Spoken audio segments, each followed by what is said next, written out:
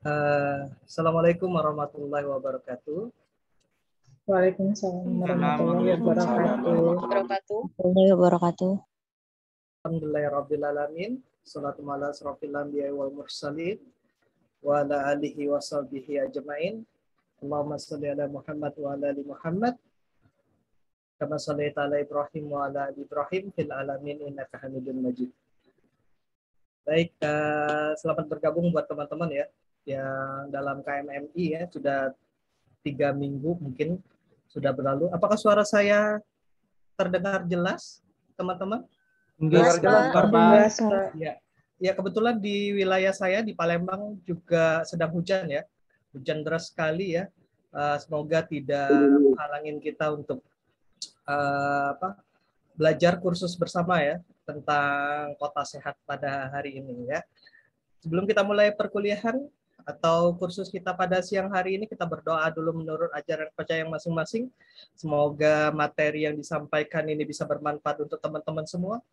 Bisa nanti teman-teman aplikasikan ya, mungkin nanti teman-teman sudah dilulus atau misal nanti teman-teman masih kuliah di kampusnya masing-masing.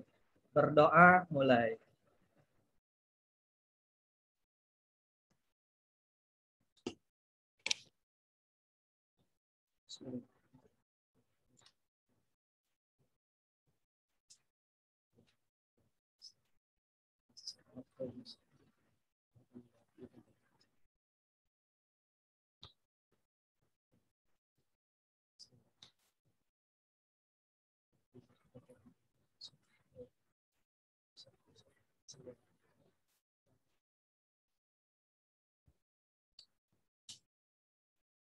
Berdoa selesai.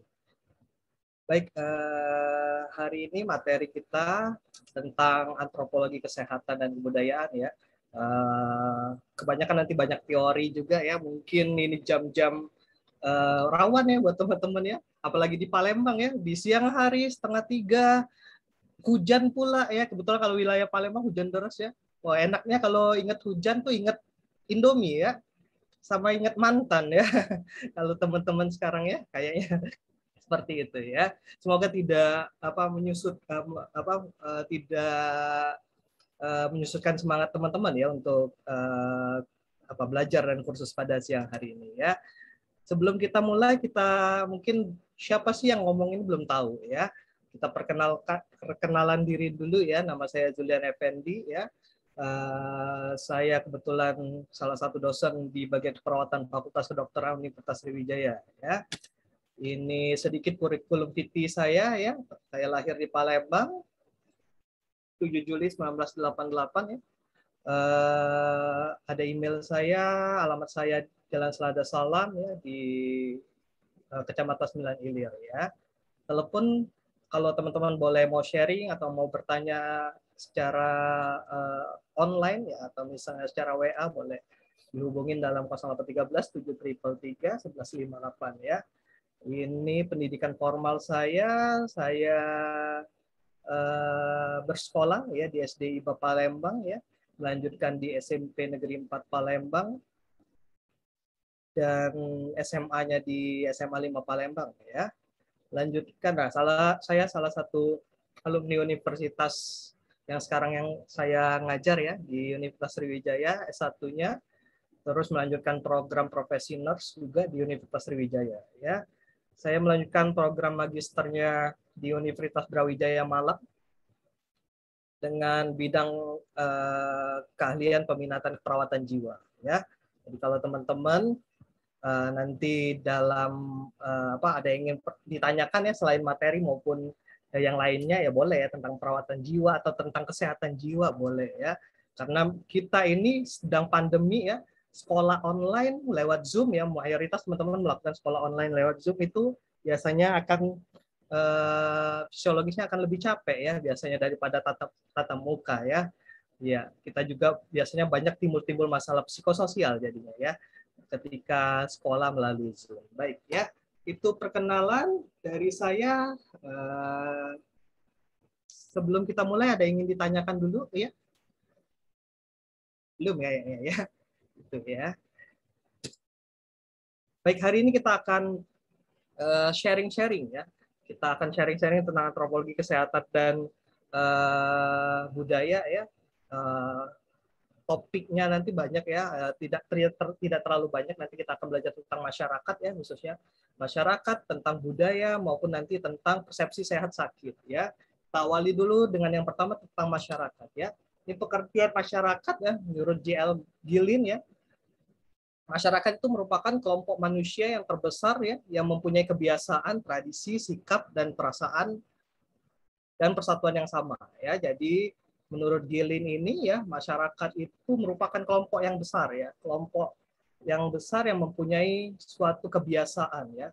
Ada kebiasaan, intinya ada kebiasaan, ada tradisi ya, menunjukkan sikap dan perasaan yang sama ya antara kelompok itu. Itu dikatakan masyarakat menurut Gillin ya. Menurut Auguste Comte ya, masyarakat itu merupakan kelompok makhluk hidup dengan realitas-realitas baru yang berkembang menurut hukum-hukumnya sendiri dan berkembang menurut pola perkembangannya sendiri. Itu menurut Auguste Comte ya. Jadi dari Auguste Comte ini keywordnya adalah dikatakan masyarakat itu dikatakan masyarakat ada realitas-realitas baru ya, ada realitas atau kebiasaan-kebiasaan baru di suatu kelompok dan kelompoknya kelompok besar itu sudah dikatakan masyarakat. Menurut Hasan Sadili ya, mendefinisikan masyarakat itu sebagai golongan besar ataupun kecil dari beberapa manusia yang dengan atau sendirinya bertalian secara golongan, yang mempunyai pengaruh kebatinan satu sama lain. Ya, menurut Hasan Sadilin ini bahwa dikatakan masyarakat itu mempunyai pengaruh ya, pengaruh kebatinan satu sama lain. Artinya saling terikat satu sama lain di suatu kelompok ya, baik itu kelompok besar maupun kelompok kecil.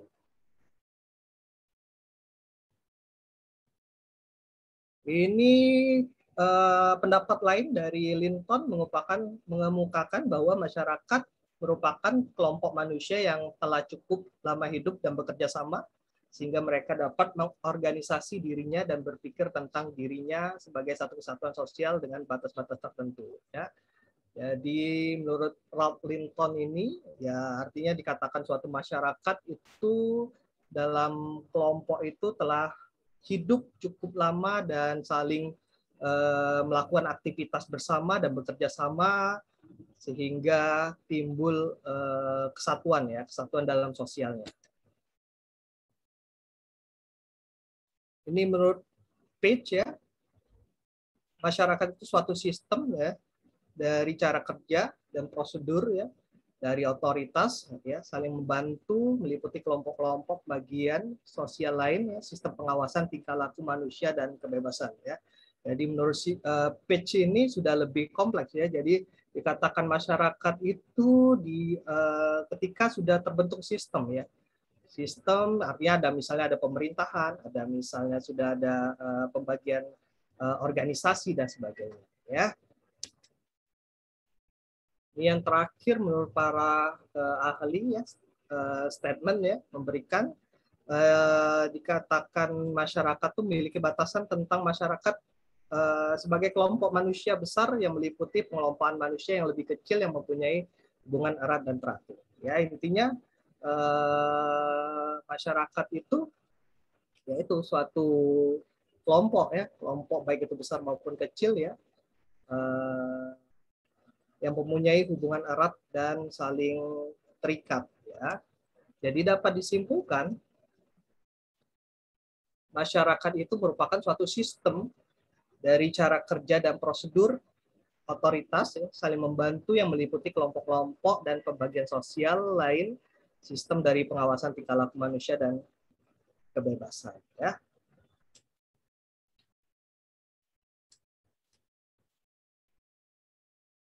Nah, jadi tadi pengertiannya dikatakan masyarakat ya pasti memiliki ciri-ciri ya. Jadi ciri-ciri masyarakat menurut Munander bahwa yang pertama adalah terdiri dari sejumlah orang ya. Katakan masyarakat pasti dia terdiri dari sejumlah orang baik kelompok besar maupun kelompok kecil ya. Terus dia tinggal dalam suatu daerah tertentu ya, di suatu daerah atau di suatu wilayah ya. Terus adanya sistem hubungan artinya tadi udah dijelasin di awal, saling terikat ya dan memiliki hubungan batin ya. Terus ya ada ikatan atas dasar kepentingan bersama, memiliki tujuan dan bekerja sama. Selanjutnya ciri masyarakat tuh ikatannya atas dasar unsur-unsur sebelumnya yang ada ya, misalnya keturunan ya, atau misalnya sudah lama tinggal di situ ya, sehingga membentuk suatu kelompok ya. Ada rasa solidaritas ya, dan sadar akan interdependensi dan memiliki norma-norma serta membentuk kebudayaan ya, itu menurut Munandar ya dalam teorinya.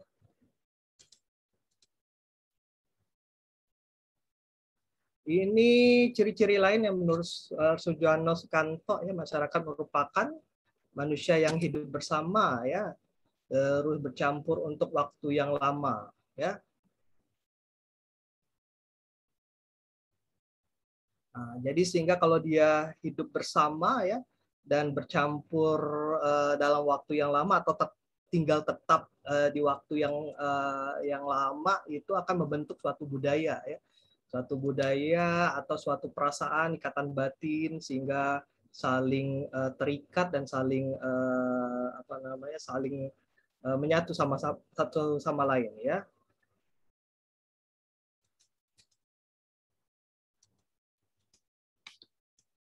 Dapat disimpulkan ya dari dua teori itu bahwa ciri-ciri masyarakat tuh yang pertama harus dapat berinteraksi dengan orang lain ya. Intinya itu tadi, kalau dalam satu kelompok, baik kelompok besar, kelompok kecil, pasti dia berinteraksi dengan orang lain ya. Yang kedua dapat membentuk suatu kebudayaan ya, karena tinggal bersama, tinggal menetap lama ya, pasti memiliki menciptakan suatu kebudayaan ya di suatu daerah tersebut ya. Tinggal dalam suatu wilayah ya, serta dapat menimbulkan ikatan atas dasar kepentingan bersama. Jadi masyarakat juga dibagi menjadi beberapa macam ya. Ada yang dibagi menjadi 3, ada yang dibagi menjadi 2. Nanti kita lihat. Ada masyarakat. Yang pertama ada masyarakat tradisional ya. Jadi dikatakan masyarakat tradisional ini yaitu memiliki struktur fungsi produksi yang terbatas ya. Jadi ciri-cirinya juga masih primitif ya biasanya ya kalau tradisional ya. Sikap masyarakat serta cara hidupnya juga dipengaruhi oleh nilai-nilai yang dicetuskan oleh pemikiran yang bukan rasional biasanya ya. Nah, biasanya masyarakat tradisional ini itu tadi norma dan adatnya timbul akibat kebiasaan yang berlaku secara turun-menurun ya. Nah, biasanya itu tadi produktivitas pekerjanya masih sangat terbatas ya, tidak berbeda dengan masyarakat modern ya, atau transisi nanti ya. Terus kegiatan politik dan pemerintahan terdapat di daerah-daerah dan dipegang oleh biasanya tuan-tuan tanah yang berkuasa ya, bukan pemerintah atau misalnya kepala desa ya, perangkat desa ya, tapi masih dipegang oleh orang yang berkuasa yang memiliki tanah yang banyak biasanya ya.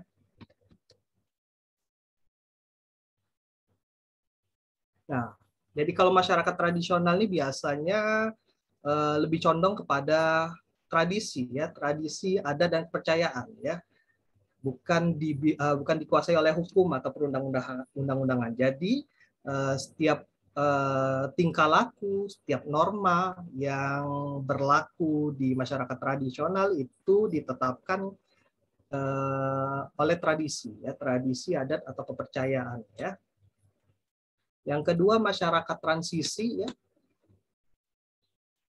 Nah, masyarakat transisi ini sudah ada pengaruh dari kebudayaan Barat ya. Nah, dianggap sebagai penyebab timbulnya proses transisi kebudayaan. Jadi kalau masyarakat tradisional tadi masih fokusnya pada ini ya, pada kebudayaan dari turun menurun ya, tradisi ya. Nah, kalau transisi ini udah ada pengaruh dari luar ya, sehingga timbul proses transisi kebudayaan, ya, kebudayaan dari luar, khususnya kebudayaan dari barat ya. Nah, jadi masyarakat transisi ini mudah dipengaruhi oleh kebudayaan dari luar, khususnya kebudayaan dari barat ya, yang dapat menyentuh kebudayaan tradisionalnya. Yang terakhir nih masyarakat modern ya. Nah, jadi masyarakat modern ini biasanya diliputi oleh masyarakat yang memiliki pendidikan yang cukup tinggi ya. Biasanya sudah tingkat akademisnya, tingkat pendidikannya sudah tinggi ya. Jadi tingkat per kapitanya juga lebih tinggi kayak gitu ya. Nah, jadi biasanya lebih tinggi dari masyarakat transisi ya maupun tradisional ya. Biasanya dia alasan memiliki pendidikan tinggi, mereka dapat beradaptasi ya ke masa depan sebagai akibat pengetahuan yang mereka miliki. Ya. Biasanya pemikirannya udah lebih jauh ke depan ya masyarakat modern ini ya dibandingkan masyarakat transisi maupun masyarakat tradisional. Ini ciri-ciri masyarakat modern ya.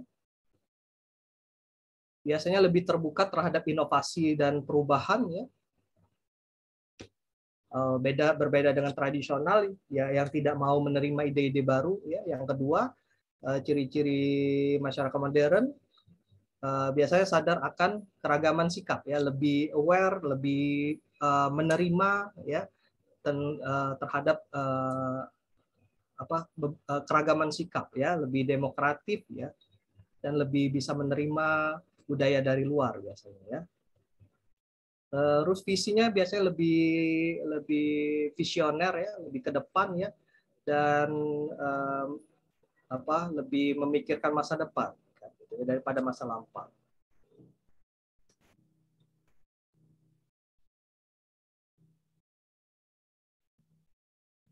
Nah, biasanya masyarakat modern ini berorientasi dan terlibat dengan perencanaan dan pengorganisasian ya. Sehingga biasanya dia sudah terbentuk suatu pola dan organisasi dalam kehidupannya ya. Dan lebih biasanya menguasai lingkungan daripada lingkungan yang menguasainya ya. Jadi pola pikirnya dia lebih menguasai situasi di luar daripada situasi yang menguasai dirinya ya. Dan mempercayai dunia yang diatur oleh hukum di bawah kontrol manusia. Biasanya memiliki persepsi bahwa dunia yang bisa mengatur yang diatur hukum yang di bawah kontrol manusia itu sendiri yang membuat hukum ya.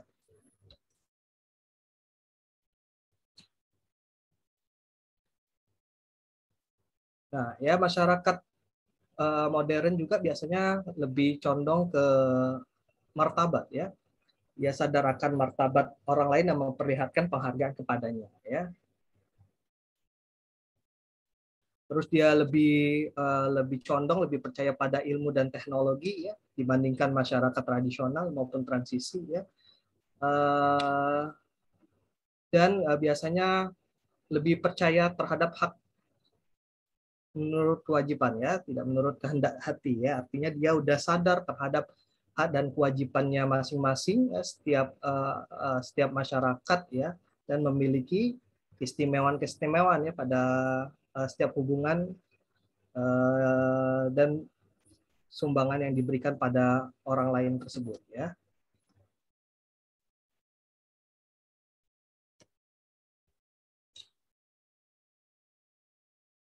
Nah, dapat disimpulkan jadi ciri-ciri masyarakat modern itu yang pertama siap menghadapi tantangan ya, artinya dia tadi udah berpikir secara visioner ya, jadi dia siap menghadapi tantangan dan pengalaman baru, jadi bisa menerima budaya dari luar ya maupun dari sekitarnya kayak gitu ya, tidak berbeda dengan tradisional yang tidak mau menerima budaya dari luar ya. Yang kedua sadar akan martabat orang lain ya. Yang terakhir mempercayai adanya keadilan yang hak ya, dan kewajiban adalah kewajiban ya. Jadi bisa membedakan hak dan kewajiban kayak gitu ya.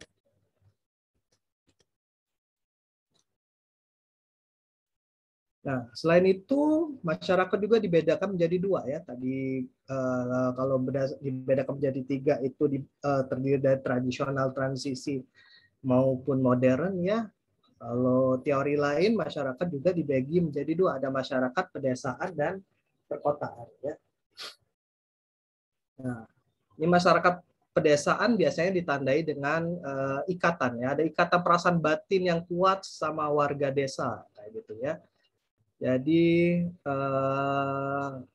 biasanya kalau masyarakat pedesaan ya saling care-nya tinggi ya, saling tahu kondisi anggota warga desanya ya dan saling mengenal ya. Sedangkan kalau masyarakat perkotaan itu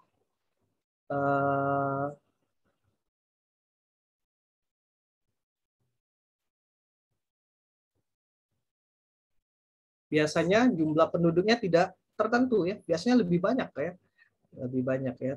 Terus karena tekanan dari pengertian kota ya, memiliki ciri-ciri kehidupan yang berbeda dengan masyarakat masyarakat pedesaan ya. Jadi nanti kita lihat ciri-cirinya ya akan berbeda antara pedesaan maupun perkotaan ya. Ciri-ciri masyarakat pedesaan ya, yang pertama warga pedesaan memiliki hubungan yang lebih erat ya dan mendalam ketimbang hubungannya mereka dengan warga masyarakat pedesaan lain kayak gitu ya. Jadi kalau masyarakat pedesaan biasanya ikatannya lebih erat ya. Kalau ada hajatan, ada ada kegiatan ya, biasanya saling membantu ya. Terus sistem kehidupannya biasanya berkelompok atas dasar kekeluargaan ya. Dan penduduk masyarakat pedesaan pada umumnya hidup dari petani ya, bertani.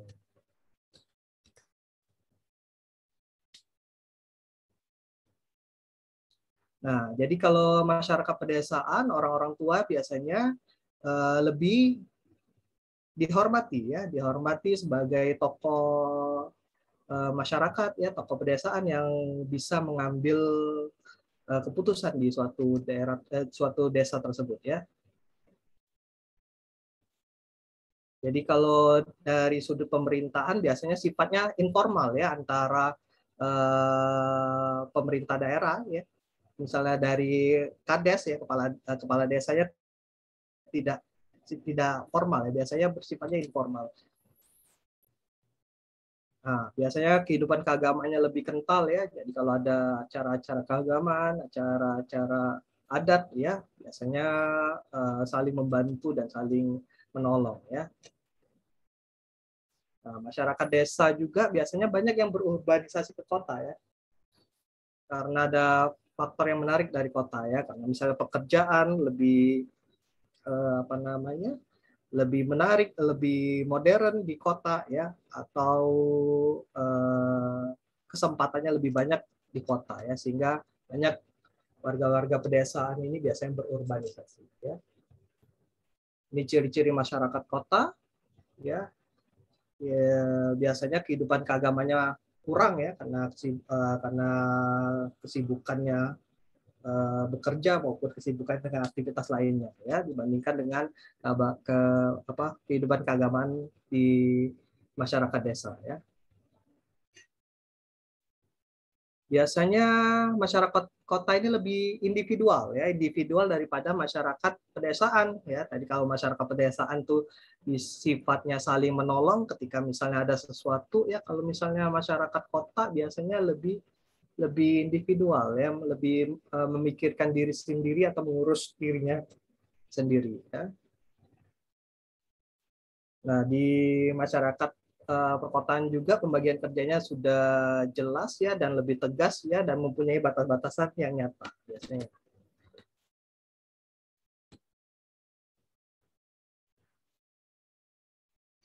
Nah, di masyarakat perkotaan juga peluang kerjanya lebih banyak ya, sehingga itu tadi yang membuat masyarakat pedesaan itu lebih tertarik berurbanisasi ya, pindah ke kota ya.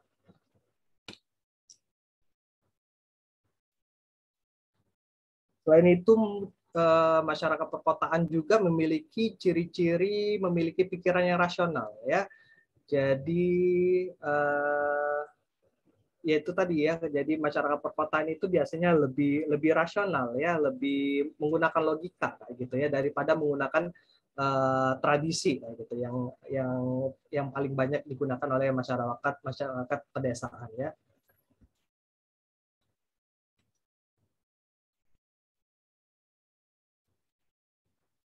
Nah, masyarakat perkotaan juga biasanya memiliki prinsip time is money kayak gitu ya. Jadi waktu adalah uang ya, sehingga untuk manajemen waktu lebih teliti dia ya, sangat penting ya waktu ya. Jadi tidak membuang-buang waktu untuk menjalankan aktivitasnya.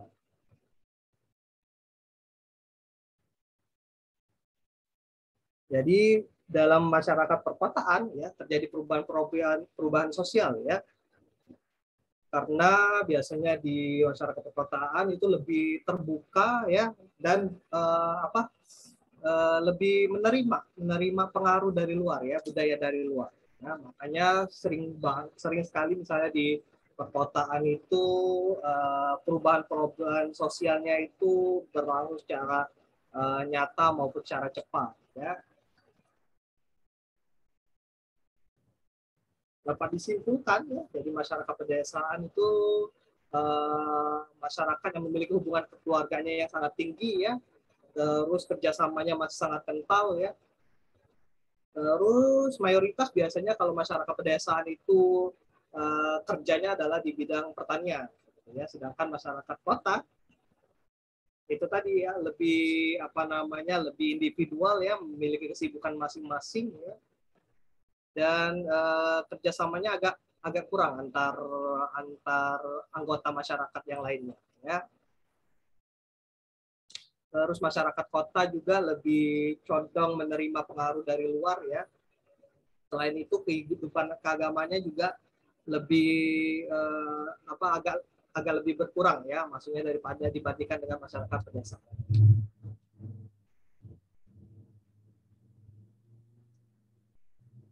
Terus hubungan keluargaannya juga kurang ya, karena kesibukan juga dan sebagainya ya, berbeda dengan masyarakat desa. Ketika misalnya memiliki hajatan, memiliki acara ya, biasanya saling saling tolong menolong ya dalam melakukan kegiatan ya.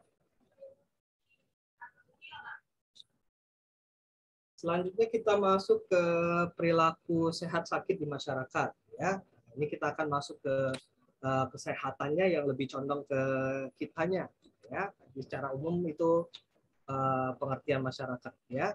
Jadi ada dua aspek utama ya dalam perilaku kesehatan ya, ada aspek fisik ya maupun aspek non fisik ya.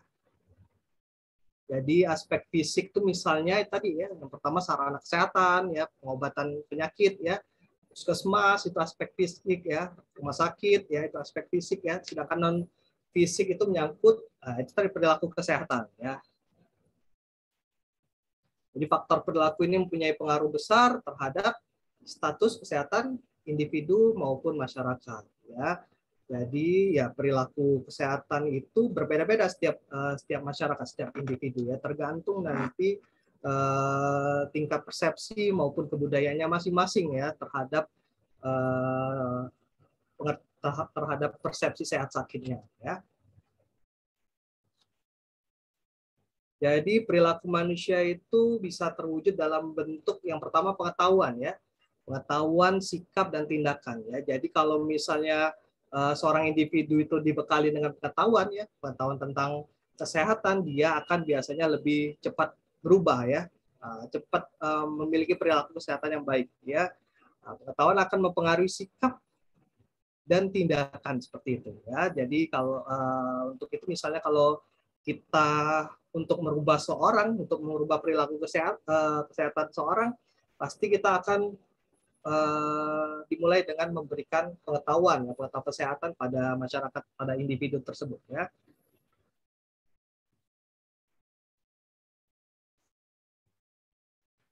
Ya, jadi perilaku juga itu merupakan respon ya. Jadi perilaku itu merupakan respon terhadap individu atau terhadap stimulus yang berasal dari dirinya. Ya, respon itu bisa bersifat pasif ya, tanpa tindakan ya, ataupun aktif ya, melakukan tindakan ya. Nanti apa dampaknya ya, dampak dari perilaku kesehatan itu bisa menimbulkan respon yang pasif ya, tidak mau berpikir pendapat atau bersikap, maupun nanti aktif ya, melakukan tindakan ya.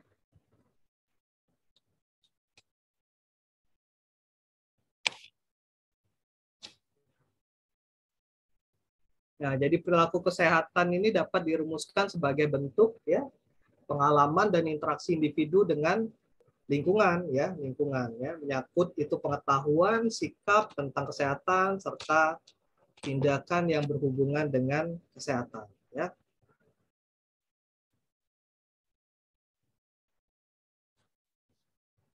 Jadi perilaku aktif itu ya, misalnya ya itu tadi memiliki pengetahuan ya, persepsi maupun motivasi ya.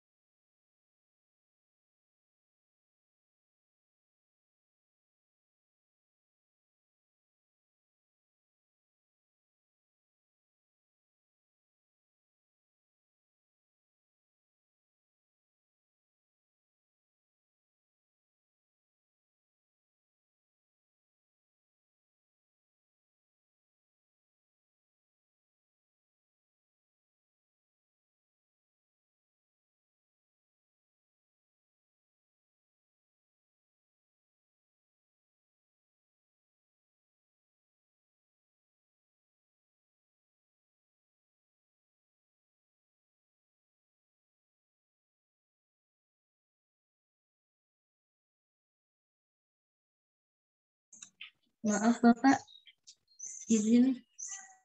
Belum unmute ya? Suaranya di mute ya Pak. Oh ya, sorry. Ya mohon maaf ya, tadi saya terkeluar karena sinyal ya, lagi hujan deras juga di sini ya. Kita lanjut lagi ya, ini persepsi masyarakat tentang sehat sakit ya. Jadi setiap orang tuh memiliki persepsi yang berbeda-beda ya terhadap sehat maupun terhadap sakitnya ya. Biasanya lebih condong kepada subjektif ya daripada bersifat objektif ya, pandangan orang terhadap kriteria tubuh yang sehat maupun yang sakit ya. Kalau kita tanya-tanya ke masyarakat, misalnya ke warga ataupun ke teman-teman semua ya, dikatakan sehat ataupun dikatakan sakit akan berbeda-beda ya, tergantung persepsi atau pengetahuan teman-teman semua ya. Tapi mayoritas di sini kan orang kesehatan semua ya. Ada juga yang misalnya di luar fakultas kesehatan ya, fakultas kedokteran ya, mungkin ya, itu akan berbeda persepsinya ya, tergantung subjektivitas individu tersebut ya. Jadi banyak misalnya dia berpersepsi kalau dikatakan sakit atau memerlukan pertolongan atau harus berobat tuh ketika misalnya nggak bisa beraktivitas lagi ya, misal udah demam tinggi dan sebagainya ya, dan sudah lebih parah, nah itu harus berobat ke rumah sakit ya. Padahal kita lihat ya itu tergantung berbeda-beda. Ada yang mengatakan dikatakan sakit dan perlu pertolongan ya, sudah flu sedikit ya sudah perlu pertolongan ya. Jadi persepsi artinya apa? Artinya persepsi masyarakat tentang sehat sakit itu berbeda-beda tergantung dengan tidak hanya objektivitasnya saja, tapi lebih condong ke subjektivitasnya ya.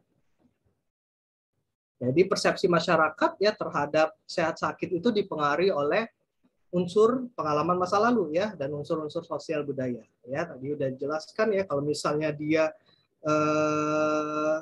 punya pengalaman masa lalu yang tidak menyenangkan ya, misalnya pernah sakit DBD dan sebagainya ya. Jadi ketika ada tanda-tanda demam ya, biasanya dia lebih condong memerlukan pertolongan ya, kayak gitu ya. Nah, selain itu juga ya unsur sosial budaya ya, misalnya kalau di suatu daerah ya, misalnya di pedesaan dan sebagainya ya, ketika sakit tidak serta-merta harus ke puskesmas ya, lebih condong misalnya menggunakan obat herbal dulu dan sebagainya ya. Jadi persepsi masyarakat tentang sehat sakit itu biasanya dipengaruhi dari unsur-unsur pengalaman masa lalu maupun unsur-unsur sosial budaya ya. Nah, tugas kita sebagai petugas kesehatan ya, mayoritas ini ikut KMMI kan akan menjadi petugas kesehatan ya, berusaha menerapkan kriteria medis ya yang objektif berdasarkan tanda dan gejala, simptom, dan mendiagnosa kondisi fisik individu ya. Itu tadi kita juga tugasnya memberikan pengetahuan ya, harusnya sehingga masyarakat itu tahu ya, dikatakan sakit dan perlu pertolongan itu seperti apa gitu ya.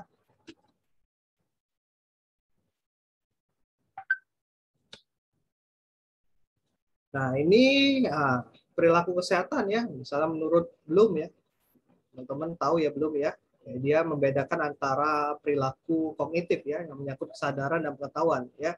Artinya kalau dari Bloom ini ya dibagi jadi beberapa kriteria ya.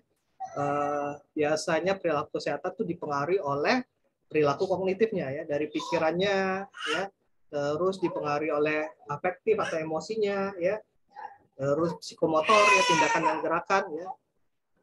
Nah, kalau dari Ki Hajar Dewantara biasanya menyebutkan sebagai cipta karsa ya, ada dari pikiran maupun dari rasa ya, dikatakan perilaku kesehatan itu.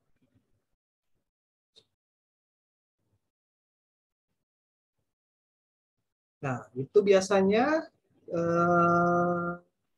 perilaku kesehatan itu ya, itu tadi udah jelaskan, itu dipengaruhi oleh pengetahuan, sikap, dan tindakan ya, biasanya disingkat KAP ya, knowledge, attitude, practice ya. Biasanya perilaku kesehatan itu dirumuskan secara umum terdiri menjadi dua ya, ada perilaku kesehatan yang positif maupun yang negatif ya.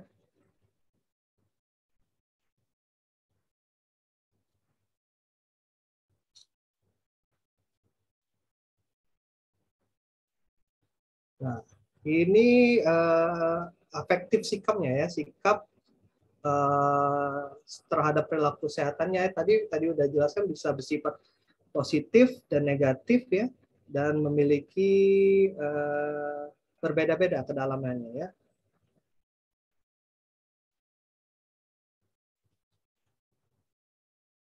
Jadi sikap juga dipengaruhi oleh knowledge ya, oleh pengetahuan ya. Jadi sikap juga bisa berubah-ubah sikap orang ya. Jadi misalnya sikapnya tidak aware terhadap kesehatan yang dulunya ya, tapi kita memberikan pengetahuan ya, atau memiliki apa namanya, individu tersebut memiliki keluarga yang memiliki anggota keluarga yang sakit juga ya, sehingga merubah dia ya untuk lebih condong menjadi aware terhadap kesehatan ya.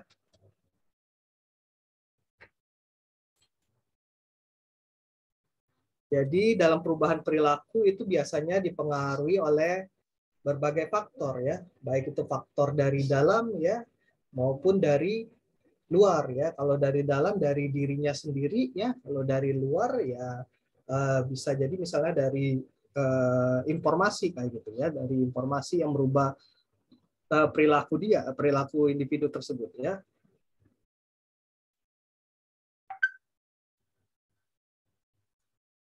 Jadi perubahan perilaku ini dipengaruhi oleh persepsi juga ya, motivasi terhadap dirinya dan emosinya juga ya.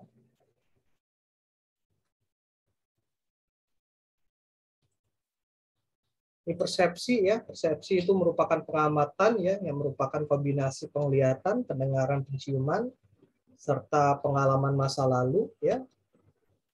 Sedangkan motivasi itu dorongan bertindak untuk memutuskan suatu kebutuhan ya. Dorongan itu diwujudkan biasanya dalam bentuk tindakan ya. Jadi kalau motivasinya rendah biasanya menghasilkan tindakan yang kurang efektif ya, kurang kuat untuk menjalankannya ya. Sedangkan motivasi yang tinggi untuk berubah itu bisa merubah perilaku kesehatan individu tersebut ya. Motivasi juga dipengaruhi oleh tadi pengalaman ya, pengalaman atau misalnya experience dari luar ya.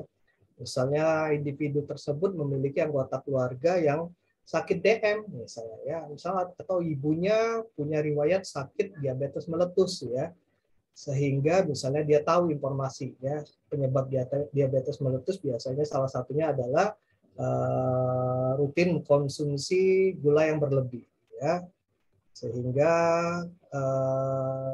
tidak mau dirinya terjangkit juga ya, seperti orang tuanya ya itu tadi ya, sehingga memiliki motivasi untuk merubah pola hidupnya kayak gitu ya.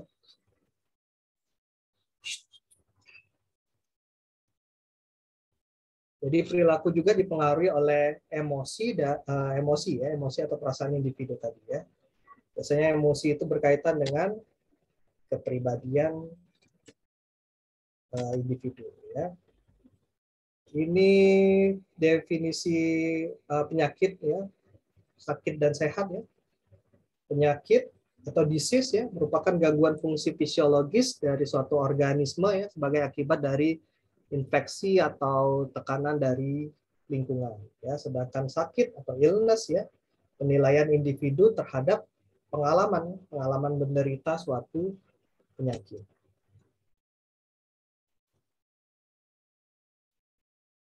Nah, ini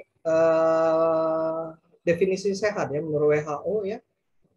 Sehat itu keadaan utuh ya secara fisik, jasmani ya, mental maupun sosial ya, dan bukan hanya suatu keadaan yang bebas dari penyakit, cacat atau kelemahan ya. Nah, berdasarkan undang-undang ya, undang-undang kesehatan ya tahun 2009, seorang dikatakan sehat itu merupakan keadaan baik secara fisik, mental, spiritual maupun sosial ya, yang memungkinkan setiap orang untuk hidup produktif secara sosial maupun ekonomis ya. Dikatakan sehat mental ya berdasarkan undang-undang ini ya, Undang-Undang Nomor 3 Tahun 1961, Undang-Undang Kesehatan Jiwa kalau salah. dikatakan sehat mental itu suatu kondisi memungkinkan perkembangan fisik, intelektual, emosional yang optimal dari seorang dan perkembangan ini berjalan selaras dengan keadaan orang lain. Ya, intinya kalau dikatakan sehat mental itu dia secara komprehensif sehat ya, sehat secara emosi ya, secara fisik ya, maupun secara pikirannya ya. Jadi kebanyakan misalnya orang-orang yang tidak sehat mental ya, misalnya atau misalnya yang kita sebut ODGJ, orang dengan gangguan kejiwaan itu biasanya mengalami gangguan-gangguan pikiran ya, gangguan-gangguan emosional dan gangguan-gangguan pikiran ya. Misalnya pikirannya lebih condong ke pikiran-pikiran negatif kayak gitu ya, atau misalnya emosinya lebih condong ke emosi negatif ya, sehingga tidak bisa kontrol dan mengganggu aktivitas keseharian ya, sehingga menyebabkan tidak sehat mental ya. Ini definisi sehat sosial ya. Di kehidupan dalam masyarakat di mana ya harus sedemikian rupa ya, sehingga setiap warga negara mempunyai cukup kemampuan untuk memelihara, memajukan kehidupan sendiri dan keluarga dalam masyarakat yang memungkinkan bekerja, beristirahat, serta menikmati hiburan pada waktunya. Ya. Ini sehat fisik ya, dikatakan sehat fisik itu suatu keadaan bentuk fisik dan faalnya ya tidak mengalami gangguan sehingga memungkinkan perkembangan mental dan sosial untuk dapat melaksanakan kegiatan sehari-hari secara optimal ya. Artinya dikatakan sehat fisik ya tidak ada gangguan ya, gangguan secara fisik ya, sehingga bisa melakukan aktivitas secara optimal.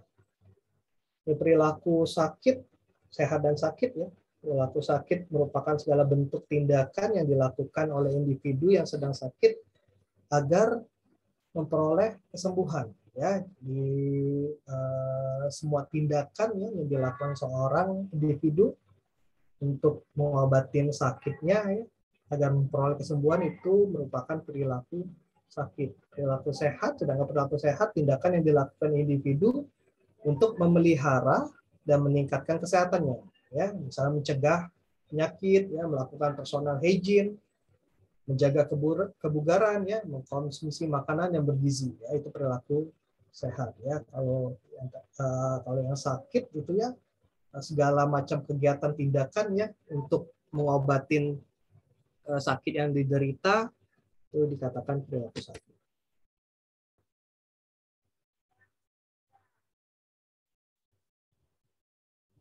Jadi penilaian medis ini bukan merupakan satu-satunya kriteria ya untuk menentukan tingkat kesehatan seorang ya. Ada faktor-faktor lain yang bisa kita assessment ya, kita kaji dalam menentukan tingkat kesehatan seorang ya.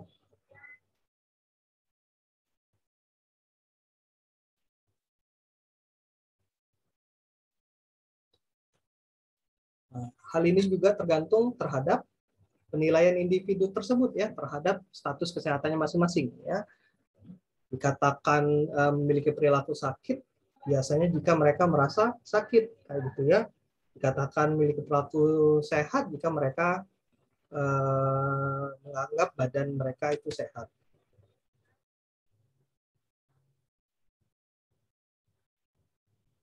Ini perbedaan kemampuan fungsional ya. Biasanya terdiri dari 3 aspek dalam perilaku sakit ini ya. Ada kemampuan menggerakkan tubuh ya, ada mobilitas ya, berpindahnya seorang dari suatu tempat ke tempat lain ya, dan kemampuan menjalankan kegiatan-kegiatan utamanya ya. Jadi kalau misalnya dia terganggu terhadap anggota gerak tubuhnya ya, itu sudah termasuk melakukan sudah termasuk dalam perilaku sakit kayak gitu ya. Atau misalnya ada gangguan terhadap mobilitas ya, misalnya tidak bisa berpindah dari tempat tidur ke kursi ya, atau kursi ke tempat tidur dan sebagainya ya. Dan lebih parahnya ketika misalnya tidak bisa menjalankan kegiatan-kegiatan ADL-nya ya, kegiatan daily living-nya sehari-hari.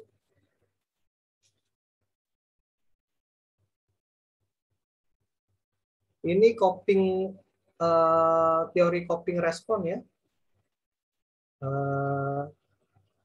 tentang perilaku sakit ya. Jadi perilaku sakit itu merupakan reaksi optimal dari individu ya, jika dia terkena suatu penyakit ya. Sehingga reaksi ini sangat ditentukan oleh sistem sosialnya ya. Biasanya dia erat hubungannya dengan konsep diri ya. Konsep diri ada misalnya ada harga diri, ada ideal diri ya. Selain itu juga erat hubungannya dengan penghayatan situasi yang dihadapi, ya, pengaruh petugas kesehatan dan pengaruh birokrasi juga ya. Jadi ketika misalnya yang ada petugas kesehatannya baik atau misalnya judes ya, nah, itu akan mempengaruhi ya sikap dalam perilaku sakit ya kayak gitu ya, dalam mencari pertolongan untuk kesehatannya kayak gitu ya. Ini ada dua faktor utama dalam menentukan perilaku sakit. Yang pertama persepsi, ya. Yang kedua kemampuan individu untuk melawan serangan penyakit, ya. Itu yang kedua ini imun tubuh, ya. Persepsi ini ya definisi individu tentang suatu penyakit tadi, ya. Jadi setiap individu akan berbeda persepsinya, ya. Mungkin dikatakan dia menurut individu satu dikatakan sakit ketika misalnya sudah tidak bisa melakukan aktivitas lagi, kayak gitu ya, sudah agak parah, ya. Individu lain mengatakan misalnya dikatakan sakit ya mungkin batuk pilek sedikit udah dikatakan sakit ya, tergantung persepsi masing-masing. Ini etiologi perilaku sakit ya. Yang pertama ada gejala-gejala dan tanda-tanda yang menyimpang dari keadaan biasanya ya. Misalnya dia nyeri seluruh badan ya, atau kayak masuk angin ya, flu ringan sampai berat ya, terus banyak gejala serius dan diperkirakan menimbulkan bahaya ya. Terus ada frekuensi dari gejala dan tanda-tanda yang tampak dalam persistensinya. Artinya gejala dan tanda-tanda sakit itu timbul secara konsisten ya.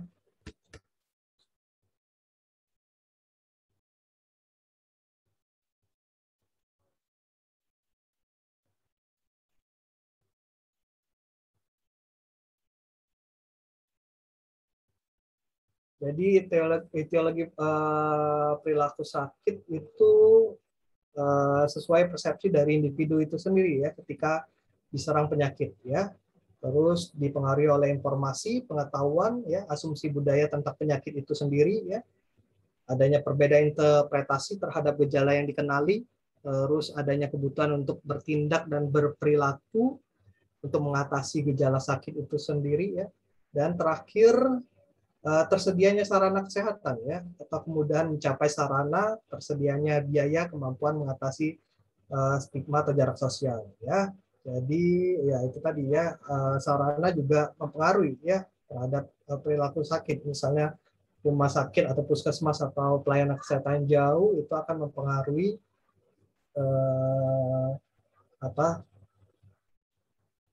sikap individu dalam mendapatkan pertolongan untuk mengatasi penyakitnya ya. Ini kategori faktor pencetus perilaku sakit.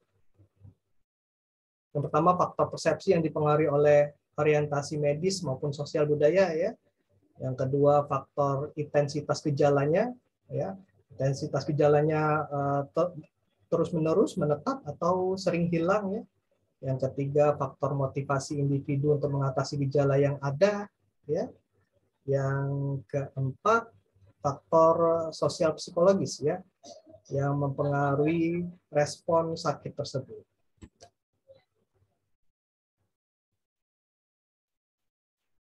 Nah, ini batasan analisis kondisi tubuh ya. Tadi udah disinggung di sebelumnya ya. Jadi ada batasan sakit menurut diri sendiri maupun orang lain ya, tergantung berbeda-beda ya setiap individu ya.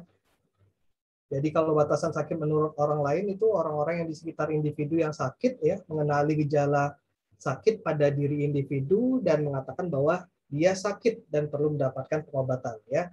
Biasanya terjadi pada anak-anak atau dewasa yang menolak bahwa dirinya sakit ya, kayak gitu ya. Sedangkan batasan sakit menurut diri sendiri ya, individu itu sendiri ya mengenali gejala penyakitnya dan menentukan apakah dia akan mencari pengobatan atau tidak, kayak gitu ya. Nah, biasanya tadi berbeda ya analisa orang lain terhadap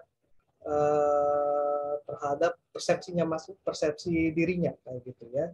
Sehingga biasanya kadang timbul pertentangan antara analisa individu individu kita sendiri maupun orang lain ya. Kadang nanti misalnya teman-teman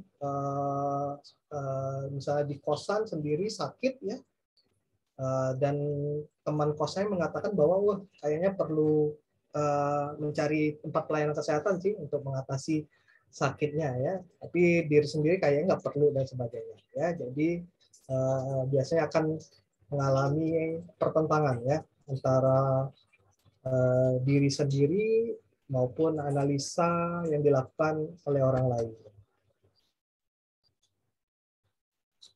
Ini ada 5 macam reaksi ya dalam proses pengobatan ya. Ada shopping ya, fragmentation ya, ada procrastination ya, self medication, dan terakhir discontinuity ya. Yang pertama, shopping ini adalah proses mencari alternatif sumber pengobatan untuk menemukan seseorang yang dapat memberikan diagnosa maupun pengobatan sesuai dengan harapan si sakit ya. Terus yang kedua ini fragmentation ya, proses pengobatan oleh beberapa fasilitas kesehatan pada lokasi yang sama ya. Yang ketiga procrastination ya, proses penundaan pencarian pengobatan meskipun gejala penyakitnya sudah dirasakan.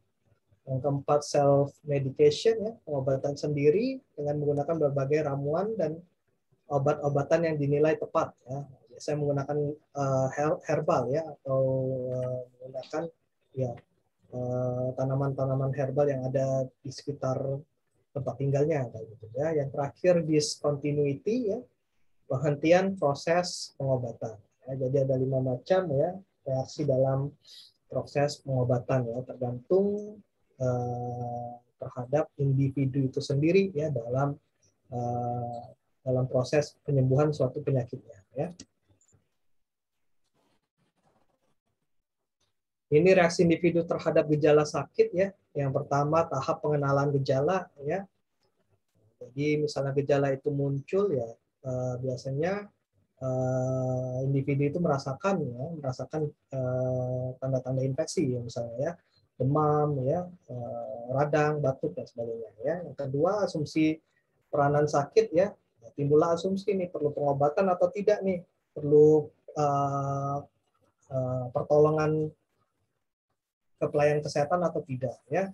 Yang ketiga, tahap kontak dengan pelayanan kesehatan ya. Jadi kalau sudah menentukan perlu pertolongan ke pelayanan kesehatan ya, dia akan ke pelayanan kesehatan ya. Jadi kontak atau mencari pertolongan ke pelayanan kesehatan. Yang keempat, tahap ketergantungan si sakit ya. Yang terakhir, tahap penyembuhan atau rehabilitasi. Ini hak dan kewajiban si sakit ya. Haknya itu dibebaskan dari tanggung jawab sosial pekerjaan sehari-hari ya. Sehingga misalnya kalau sakit teman-teman berobat pasti minta surat sakit ya. Agar apa? Agar terbebas dari tanggung jawab sosial ya. Kalau misalnya teman-teman kuliah ya terbebas dari izin untuk istirahat untuk kuliah ya, atau teman-teman bekerja ya, ada yang bekerja misalnya izin untuk tidak bekerja ya, agar bisa istirahat dulu ya. Nah, biasanya tergantung pada keparahan penyakitnya juga ya, berapa lama dibebas tugaskan dari tanggung jawab sosial maupun pekerjaan ya, dari apa namanya surat sakitnya dokter ya. Terus yang kedua, hak untuk menuntut bantuan atau perawatan dari orang lain ya. Ya, terus ya kalau kewajibannya untuk mencapai kesembuhan ya, dapat dipenuhi sendiri atau dengan pertolongan orang lain ya. Kalau dipenuhi sendiri ya teman-teman biasanya individu biasanya melakukan pengobatan sendiri ya, misalnya melalui herbal ya, atau melalui istirahat ya, atau melakukan pola hidup sehat ya, ataupun dengan dibantu dengan pertolongan lain ya, pergi ke pusat pelayanan kesehatan ya, meminta petugas kesehatan untuk memberikan obat ya, atau menolong suatu penyakitnya.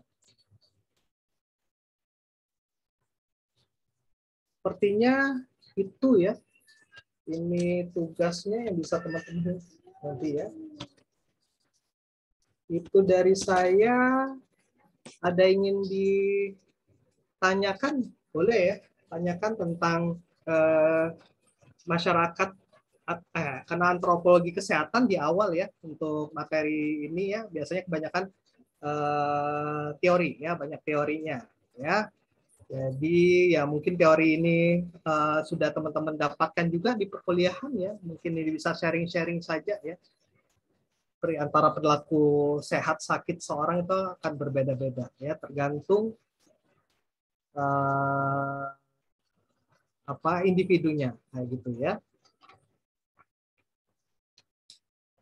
Monggo kalau ada yang ingin ditanyakan terkait materi maupun pengalamannya ya. Ini ada dari mana saja ya? Ada dari universitas lain juga ya. Iya, Pak. Rohan dari mana Rohan? Ya, Pak, saya dari Universitas Sriwijaya kok, orang Palembang. Palembang ya. Dari kedokteran? Ya, betul Pak, dari Fakultas Kedokteran. Kalau Gevanio? Saya dari IKA Strada Indonesia, Kota Kediri, Pak, Jawa Timur. Jawa Timur di mana? Di Kediri, Pak. Oh, Kediri. Dari universitas mana? IKA Strada, Pak. IKA Strada Indonesia. Apa? Ambil jurusan apa? Perawatan? Keperawatan, Pak, betul. Perawatan, ya. Baik. Kalau Robi dari mana, Robi? Dari Universitas Muhammadiyah Palembang. Oh, Muhammadiyah Palembang, ya. Mega? Pasar.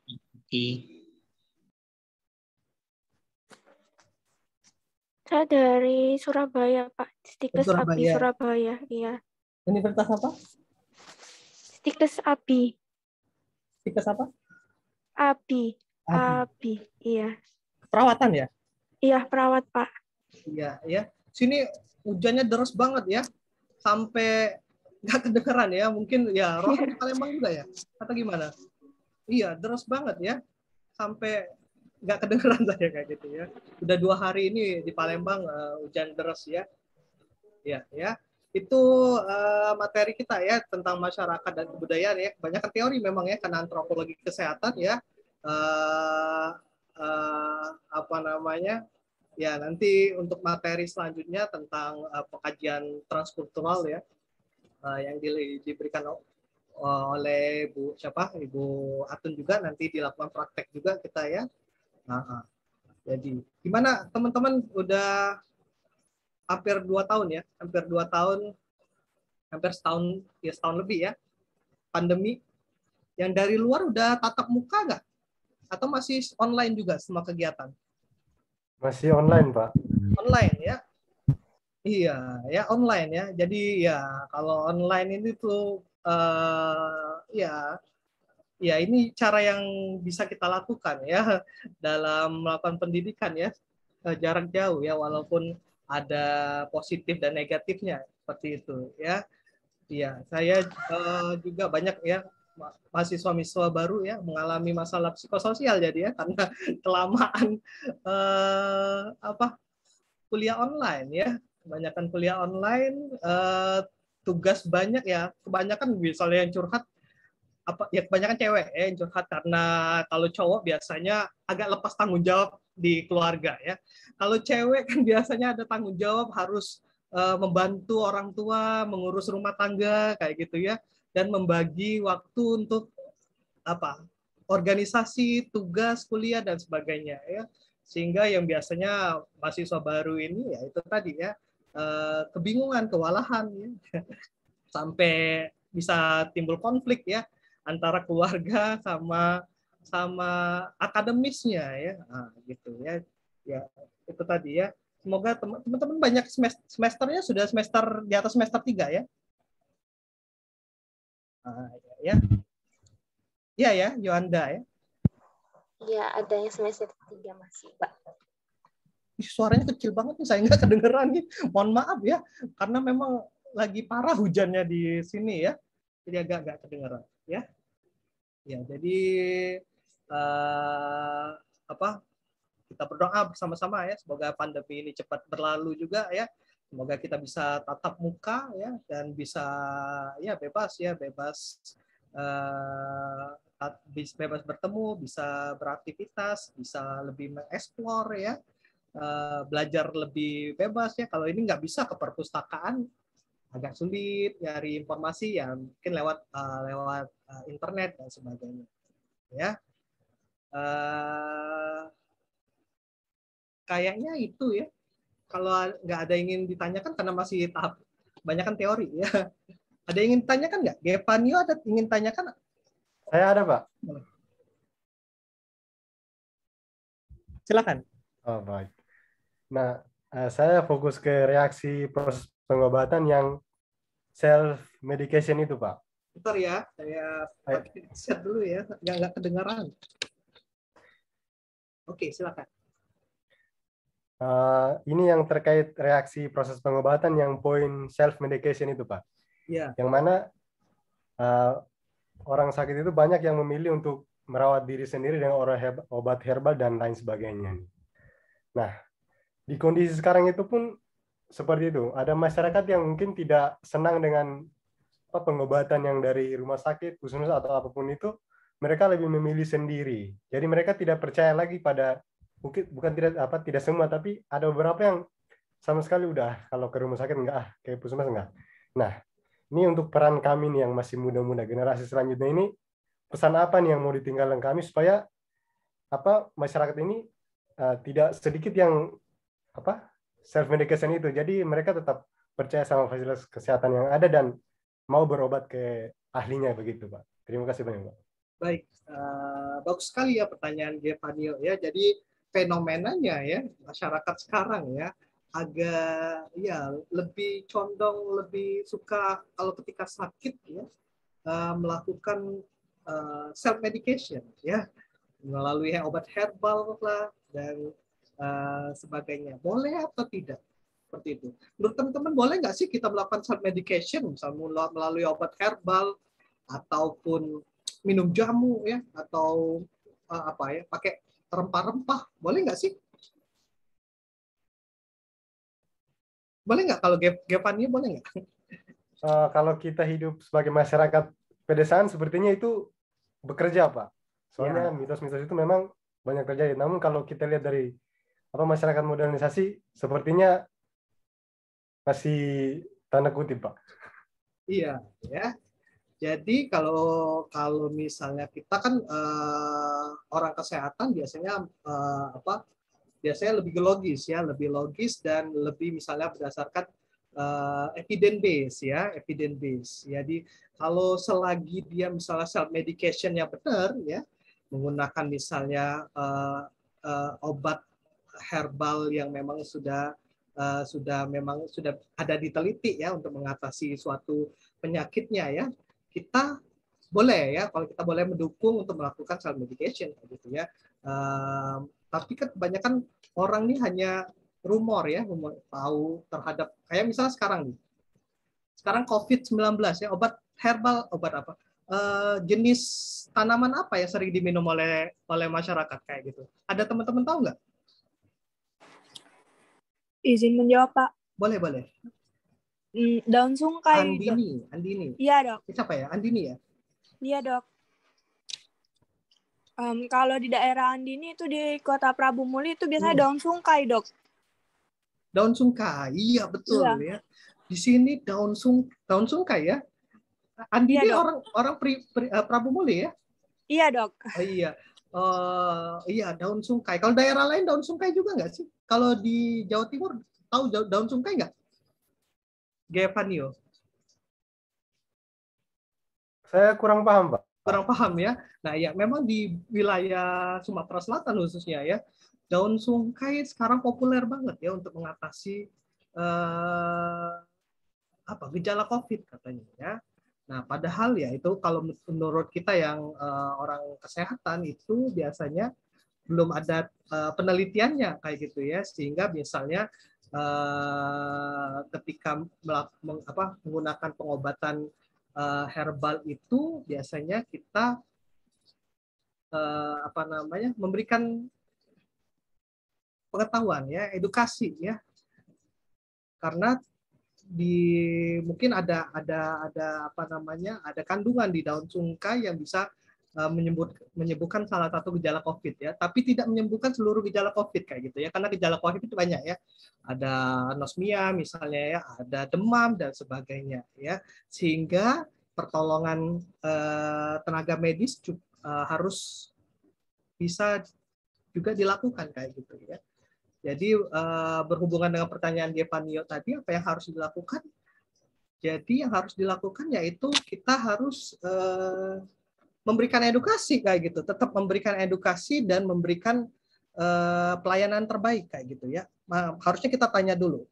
Kalau misal kita tanya persepsi masyarakat, kenapa harus melakukan self medication? Pasti banyak jawabannya ya. Karena pelayanan yang tidak puas ya, atau misalnya takut ya, persepsi terhadap obat ya. Kalau saya minum obat terus pasti nanti takutnya efek sampingnya seperti apa kayak gitu ya. Makanya untuk itu penting buat kita ya, misalnya perawat ya, dokter juga ya, ataupun tenaga kesehatan lainnya mengedukasi masyarakat ya, agar kalau misalnya terjadi tanda dan gejala yang serius ya, yang perlu pengobatan, misalnya demam ya, demam saja ya, dikatakan demam kan mungkin berbeda-beda ya. Orang awam mengatakan demam ketika misalnya dipegang kepala kayak gitu ya. Kalau orang kita dikatakan demam apa? Menggunakan alat ya, termometer kan, di atas 38, 39 itu dikatakan demam kayak gitu ya. Makanya jadi generasi muda sekarang apa yang harus dilakukan, memberikan contoh dan memberikan edukasi kayak gitu ya. Apalagi misalnya perawat, misalnya Gevanio kan perawat ya, nanti akan jadi perawat misalnya. Kalau kita tanya persepsi orang terhadap perawat apa mungkin ya? Ada mungkin katakan judes, ada suka marah-marah dan sebagainya ya. Makanya dari mulai dari generasi muda ya merubah itu ya, bahwa nggak semua kayak gitu ya, mayoritas memang perawat itu harusnya ramah atau tenaga kesehatan itu harus ramah, sehingga merubah pola pikir ya, persepsi masyarakat yang anti kepelayanan kesehatan. Sekarang kalau misalnya ada gejala penyakit harus ketika perlu pertolongan harus ke pelayanan kesehatan ya. Mungkin itu Gevanio ya. Semoga terjawab ya.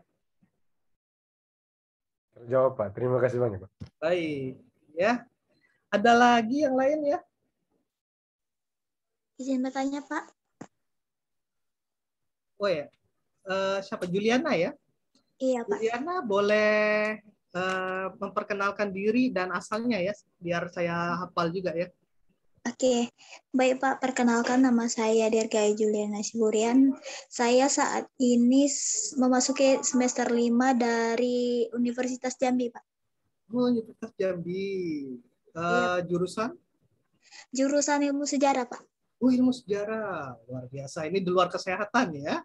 Iya, Pak. Sebelum nanya, sebelum mengajukan pertanyaan, boleh nggak saya nanya motivasi ikut KMMI apa nih? Karena kan di luar kesehatan juga nih, luar biasa nih. Kata Dokter Hema kuliah kemarin, saya ngikutin sebentar di YouTube-nya, ya diapresiasi ya orang-orang yang di luar kesehatan ngikut kegiatan ini kayak gitu. Namanya juga luar biasa, Dirgahayu ya. Dipanggil apa Dirgahayu? Biasa sih Pak, kalau panggilan kampus itu Nana, Pak. Nana, oke Nana. Iya, apa, Pak. Gimana Nana? Bisa cerita motivasi ikut KMMI? Baik Pak, awalnya tuh saya daftar KMM itu tertarik Pak gitu dengan judulnya. Oh, tertarik, iya. Terus? Ya, kan ada misalnya ikut KMMI karena terjebak. Bisa jadi ya, karena nggak tahu. Atau ya karena motivasinya karena saya orang kesehatan, kayak gitu ya. Kalau Nana karena tertarik dengan topiknya ya, topiknya adalah kota sehat. Gitu ya Nana ya? Iya Pak. Iya. Baik, itu saja motivasinya? Iya Pak. Oh, itu aja. Baik. Silakan pertanyaannya Nana. Ya Pak, baik. Pertanyaan saya gini Pak, kan setiap orang itu makhluk sosial ya Pak ya? Iya betul, makhluk sosial dan memerlukan orang lain ya. Namun kan nggak jarang juga kita ketemui orang yang antisosial gitu Pak. Nah pertanyaan saya gini Pak, gimana caranya kita mengajak seseorang yang antisosial itu keluar dari zona nyaman mereka Pak itu? Baik, itu dulu pertanyaannya Nana? Sama ada satu lagi Pak. Boleh. Atau saya jawab dulu mungkin? Boleh Pak, boleh. Boleh, saya jawab dulu ya. Nanti saya lupa soalnya. Baik, pertanyaan Nana ini itu tadi ya. Gimana cara mengajak individu seorang yang misalnya ansos ya, antisosial katanya ya, untuk misalnya bergaul ya. Yang pertama biasanya kalau kita orang medis yang harus dilakukan adalah melakukan pengkajian dulu ya. Kita kaji dulu ya, nggak bisa karena kita misalnya orang tenaga kesehatan juga akan misalnya nanti Nana bisa juga terapkan ya, kita harus menyelesaikan suatu masalah itu secara komprehensif kayak gitu ya. Artinya kalau misalnya misalnya ada masalah di suatu pohon ya, kalau nggak dicabut dia akarnya ya nggak selesai masalahnya. Mungkin kalau kita nasihatin orang tersebut ya bisa berubah ya, tapi nanti bisa balik lagi kayak gitu menjadi ansos ya. Jadi yang hal pertama yang harus dilakukan kita kalau orang tenaga medis bilangnya pengkajian. Kita kaji dulu kenapa dia bisa mengalami ansos kayak gitu ya, antisosial. Pasti banyak faktor, ada faktor-faktor yang bisa terungkap kayak gitu. Kalau misalnya kita menggali penyebab dia mengalami antisosial ya. Kalau di kejiwaan ansos tuh khususnya perawatan jiwa biasanya masuk ke diagnosa isolasi sosial ya, ISOS ya. Nah, isolasi sosial ya, ansos ya. Makanya jadi kita harus kaji dulu, tahap pertama yang harus dilakukan dikaji dulu. Kenapa individu tersebut, kenapa teman kita ini bisa ansos ya? Banyak faktor-faktornya ya. Biasanya disebabkan karena pengalaman yang tidak menyenangkan, kayak gitu ya. Pernah dibully, ya, dibully orang lain dan sebagainya ya. Atau misalnya dia ansos karena ketidakpercayaan dengan orang lain, kayak gitu ya. Sehingga ansos kayak gitu ya. Atau dia mempunyai kepribadian ya, kepribadiannya introvert ya. Ya, lebih senang menyendiri kayak gitu ya, nggak mau ribut-ribut kayak gitu ya, introvert ya. Nah, jadi dikatakan seorang itu mengalami gangguan ya dia ya, ansos dan sebagainya ya, dikatakan sebagai gangguan ketika misalnya sampai mengganggu aktivitas kesehariannya ya. Kalau dia misalnya sampai dia nggak mau bertemu orang lain ya, nggak mau, susah mengawali obrolan dengan orang lain, nah itu harus dilakukan tindakan ya. Itu udah termasuk gangguan kejiwaan ya, termasuk tanda negatif dari skizofrenia ya, yaitu isolasi sosial gitu ya. Jadi ketika misalnya udah tahu baru kita bisa melakukan tindakan-tindakan ya, intervensi atau implementasi ya, tindakan-tindakan yang tepat untuk mengatasi permasalahan yang dialami oleh individu tersebut kayak gitu. Ini pengalaman sendiri Nana ketemu teman atau gimana? Saya punya teman Pak. Nah dia tuh lumayan antisosial gitu. Siapa? Nana? Temannya Pak, teman. Nah, Nana pernah tahu nggak kenapa dia bisa ansos? Nggak pernah sih Pak. Dia tertutup. Tertutup ya. Makanya yang pertama biasanya kalau orang kejiwaan yang harus dilakukan itu BHSP namanya ya, bina hubungan saling percaya kayak gitu ya.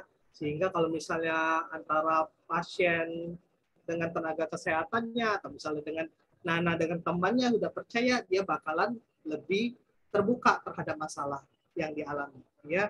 Jadi yang harus dilakukan pada orang-orang yang ansos, kita harus kaji dulu ya, kaji dulu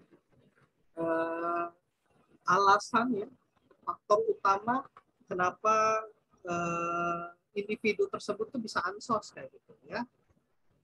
Baru kita bisa menerapkan terapi atau misalnya kita bisa mengajarin tindakan yang bisa mengatasi ya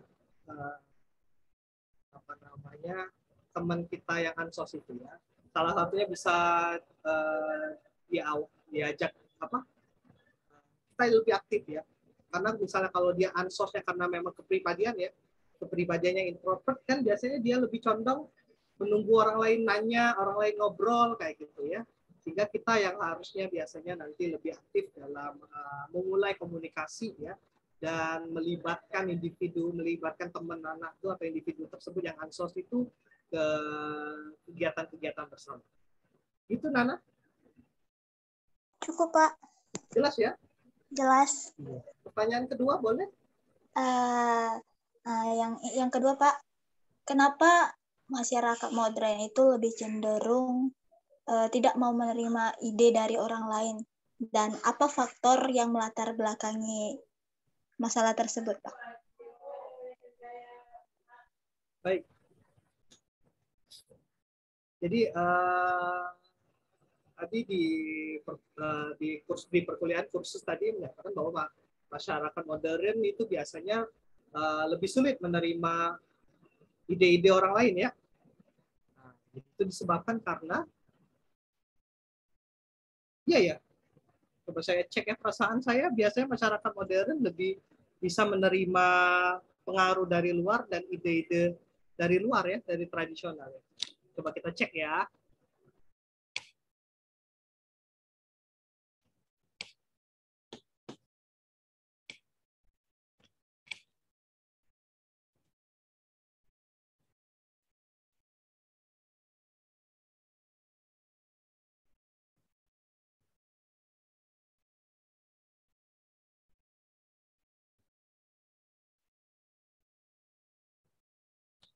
Ya, kayaknya nggak ada nah. Jadi masyarakat modern itu biasanya lebih menerima ide ya atau pengaruh-pengaruh orang luar ya daripada masyarakat tradisional ya. Jadi kalau misalnya masyarakat tradisional, kenapa dia lebih tidak bisa menerima ide atau pengaruh dari luar? Karena dia lebih condong terhadap tradisi ya, tradisi atau kebudayaan yang turun-menurun ya, turun-menurun, sehingga biasanya dia akan lebih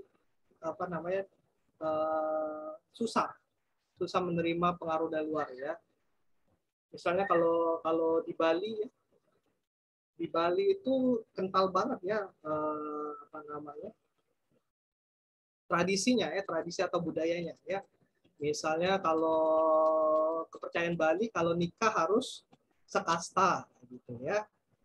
Dan misal kalau di luar dari itu ya dia tidak mau kayak gitu ya, nggak, misalnya harus ada persamaan kasta atau lebih tinggi kastanya ya. Kalau misalnya di luar kasta, dia itu sudah di luar dari persepsi yang lainnya kayak gitu ya masyarakat.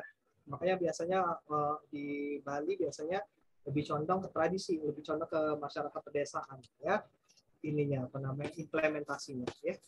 Itu nak ya, di materi saya tidak ada ya. Maaf, terbalik pertanyaannya. Modern lebih ini ya. Ini mungkin Nana kebacanya yang ini ya. Iya, Pak. Yang masyarakat tradisional maksudnya ya. Iya, ini masyarakat tradisional ini perbedaannya. Kalau misalnya masyarakat modern itu lebih bisa menerima pengalaman baru dan lebih terbuka terhadap inovasi ya, dibandingkan masyarakat tradisional ya yang tidak suka menerima ide-ide baru dan cara-cara baru ya. Mungkin tadi kecepatan ya saya buat slide-nya ya, apa namanya, share slide-nya ya. Itu ya nak, kebalik ya nak. Iya Pak, terima kasih Pak. Halo? Iya Pak. Oh iya, gimana nak? Baik Pak, cukup jelas. Jelas ya, baik. Oke, ada lagi yang lain? Izin Pak, mau nanya Pak. Boleh, Robi silakan perkenalkan diri dulu ya. Saya M. Robi Meliansyah Pak ya, dari Universitas Muhammadiyah Palembang. Ya. Terus kedokteran ya? Ya Pak. Ya. Semester berapa Robi? 4 mau masuk ke 5 Pak. 4 mau ke 5, baik. Ya, 4 kali. Silakan Robi. Baik. Iya, pertanyaannya Pak ya, saya sendiri merasakan Pak dari penjelasan Bapak tadi dari masyarakat pedesaan dan masyarakat perkotaan itu berbeda, dan saya sendiri kan dari asal dari desa, tapi kos di Palembang. Terus yang saya rasakan ketika misalnya ada musibah, untuk pengalaman saya sendiri itu ada pencurian ya. Nah, terus dari pencurian itu dari pihak yang kena musibah itu Pak merasa kecewa karena tidak ada dari tetangga-tetangganya, itu tidak ada yang seolah-olah tidak tahu menahu dan tidak tolong menolong, dan berbeda dari masyarakat desa. Terus dia misalnya kita tanya Pak, dari tetangga itu dia kenal tapi dia tidak memahami apa itu Pak ya. Nah, terus bagaimana Pak itu, apakah hal yang lumrah atau hal yang biasa, apakah harus ditumbuhkan Pak rasa tolong menolong atau itu? Baik ya.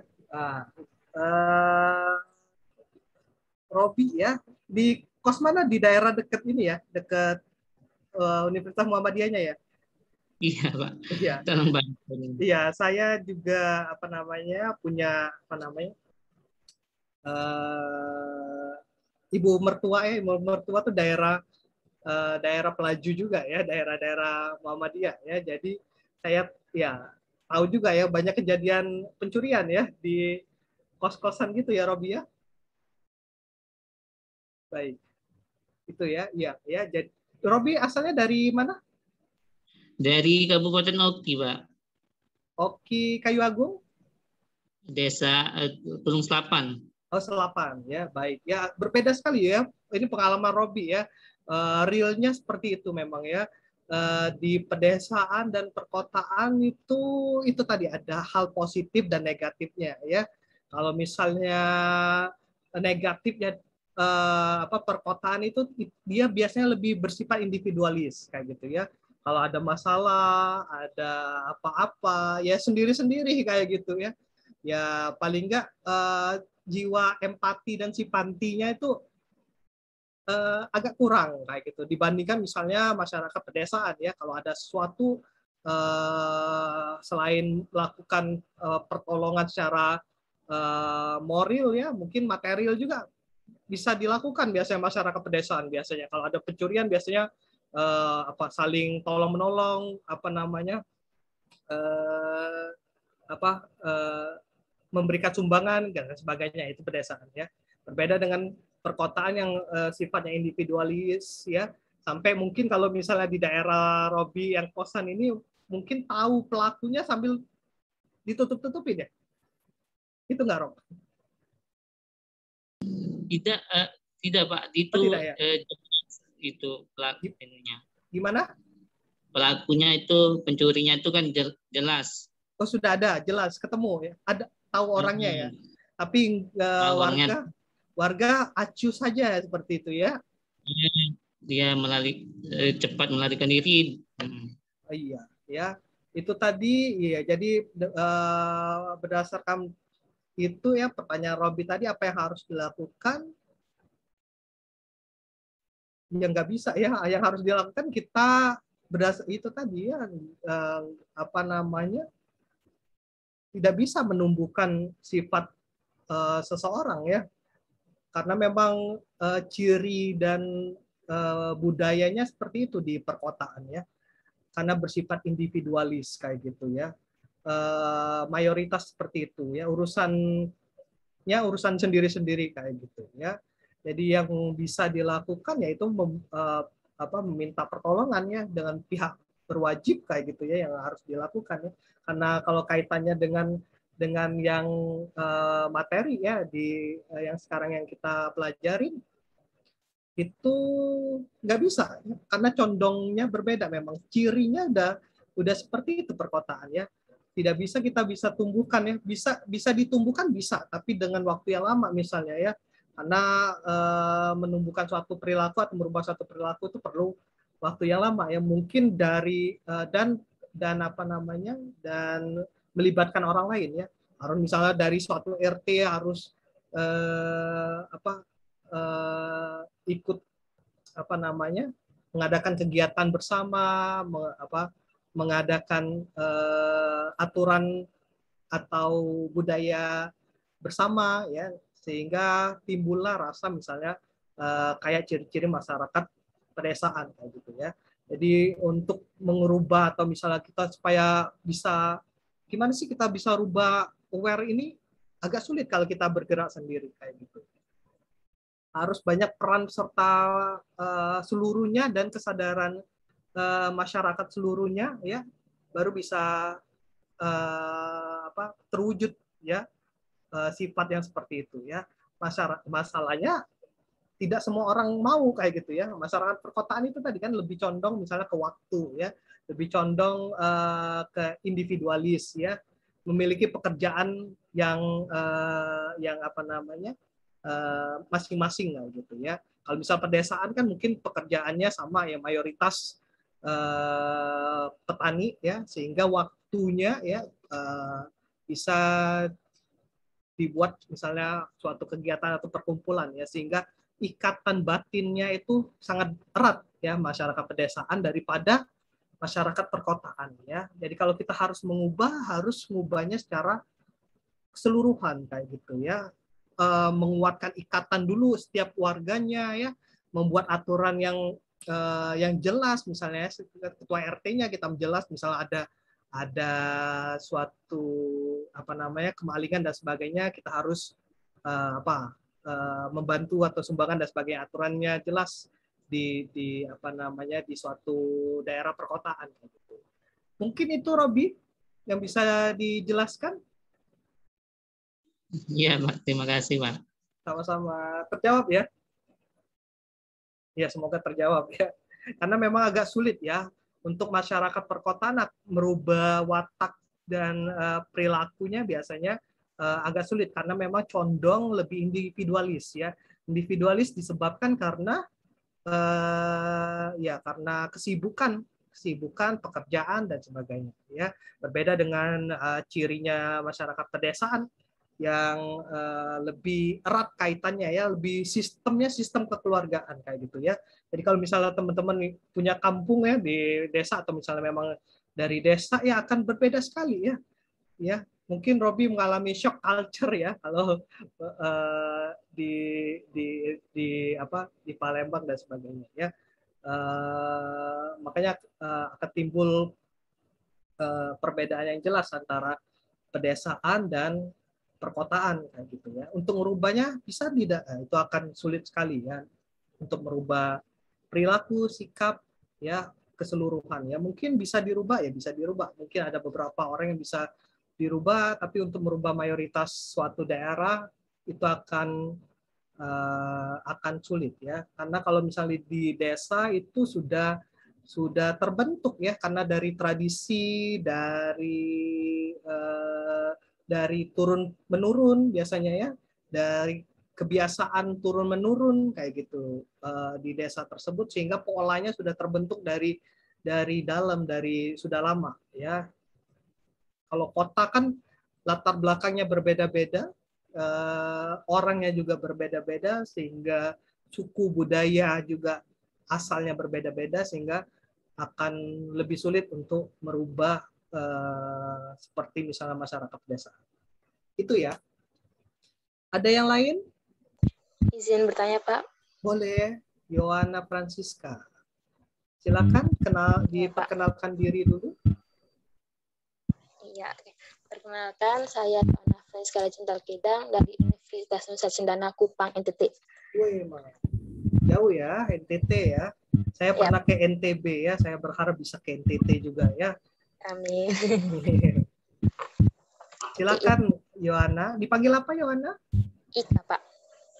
Maaf, dipanggil apa? Ika. Ika. Silakan Ika. Ya. Yang saya ingin tanyakan pada perilaku kesehatan. Nah, kan ada perilaku aktif atau overt dan juga perilaku pasif. Nah, perilaku pasif itu tidak tampak, misalnya pengetahuan dan persepsi dan juga motivasi. Nah, pada perilaku aktif atau overt itu seperti apa ya, Pak? Terima kasih. Iya. Tadi dalam perilaku kesehatan itu terdiri dari perilaku aktif dan pasif ya. Pasif tadi yang tidak tampak dalam pengetahuan, persepsi maupun motivasinya ya. Kalau misalnya aktif itu yang sudah action ya, sudah tampak ya perilaku kesehatannya ya. Kalau misalnya dia sakit, dia langsung mencari pertolongan kayak gitu ya, pertolongan. Misalnya dia punya gejala penyakit dan sakit ya, dan merasa ada tanda-tanda gejala. Tapi kan tahap pertama itu adalah pengenalan penyakit ya. Ada respon dari penyakit itu ya, baik itu misal flu atau batuk atau demam dan sebagainya ya. Perilaku aktif yang dimaksud ini adalah mencari pertolongan ya.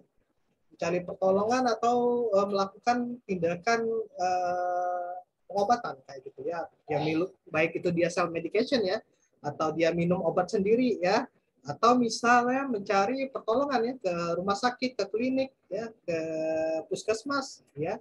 Nah, itu perilaku aktifnya kayak gitu. Itu siapa? Ika?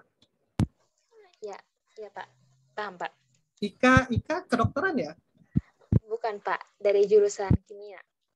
Jurusan apa? Kimia. Kimia. Oh, luar biasa. Ini boleh saya tanya lagi nih. Motivasinya ikut KMMI apa nih kayak anak-anak tadi nih? Oke. Jadi saya tertarik. Saya pengen tahu apa sih itu perwujudan kota sehat dan bagaimana cara kita untuk mewujudkan suatu kota yang sehat. Nah, ya, perwujudan kota sehat ya mayoritas sudah ikut perkuliahan ya dari wali kota ya. Kota percontohannya adalah Kota Prabu Muli ya, di kayak siapa tadi ya, yang dari Prabu Muli tadi ya. Semoga harapan dalam mengikuti kursus ini tercapai ya, sehingga bisa mengaplikasikan paling tidak ya, atau misalnya bisa berbagi, Ika bisa berbagi pengetahuan dan bisa mengaplikasikan di wilayah NTT ya, Nusa Tenggara Timur, Kupang ya. Saya punya teman di Kupang ya, di Universitas Nusa Penida ya kalau nggak salah ya. Benar nggak ya? Gimana, Pak? Di Universitas Nusa Penida bukan ya? Saya ada teman waktu kuliah ya di Malang ya. Saya di Malang tuh banyak orang-orang wilayah timur ya. Jadi saya sangat senang juga di Malang tuh ya. Termasuk misalnya dari Papua maupun dari Nusa Tenggara Timur ya. Ya, Pak. Baik, oke Ika, cukup Ika? Cukup, Pak. Terima kasih banyak, Pak. Sama-sama. Ada lagi yang lain? Pak, izin bertanya. Silakan, Ferdi ya. Boleh memperkenalkan diri dari pertanyaannya? Baik, Pak. Perkenalkan, saya Muhammad Ferdi Akbar dari Universitas Pendidikan Indonesia. Di mana itu ya? Mohon maaf. Di Universitas Pendidikan Indonesia, Bandung, Pak. Bandung, baik. Orang Bandung. Asli Bandung, Ferdi? Maaf, saya masih tinggal di Tangerang, di Banten. Banten ya. Panggilannya Ferdi? Iya, Pak. Jurusannya? Saya jurusan Pendidikan Jasmani dan masuk semester 3. Wah, baik. Sebelum pertanyaan, motivasi ikut KMMI apa nih? Iya, Pak. Saya ikut KMMI kan tahu dari teman KMMI mengenai program ini KMMI. Nah, saya mencari course-nya tuh Pertama, olahraga. Olahraga ya. Karena nggak ada, jadi kesehatan saja saya cari. Ada STGS dari Unpad, tapi udah penuh. Makanya saya cari juga yang kesehatan. Ya, apa sih, sekarang masih berhubungan ini dari Unsri, Perwujudan Kota Sehat. Baik, sangat tepat sekali ya, karena ada IKO juga sini ya, kesehatan olahraga yang ya bisa dijadikan pengetahuan ya. Ada nanti teman-teman bisa lihat di e-learningnya ya, bagaimana cara tentang olahraga kayak gitu ya. Itu ya Ferdi. Silakan Ferdi pertanyaannya. Ya Pak, terima kasih. Saya izin bertanya. Ini Pak, mengenai penanganan COVID di masyarakat tradisional atau di desa pedalaman gitu Pak. Saya kan kurang tahu mengenai desa pedalaman. Apa mereka terdampak atau enggak gitunya. Kalaupun terdampak, kan biasanya emang orang desa tuh bukan jarang lagi ya. Jadi sangat jarang ke rumah sakit. Nah, mereka itu penanganan COVID-nya itu di sana gimana tuh Pak? Baik. Terima kasih Pak. Baik, ya mungkin sharing-sharing ya. Nanti teman-teman yang lain bisa menambahkan ya kalau misalnya ada di daerah ya.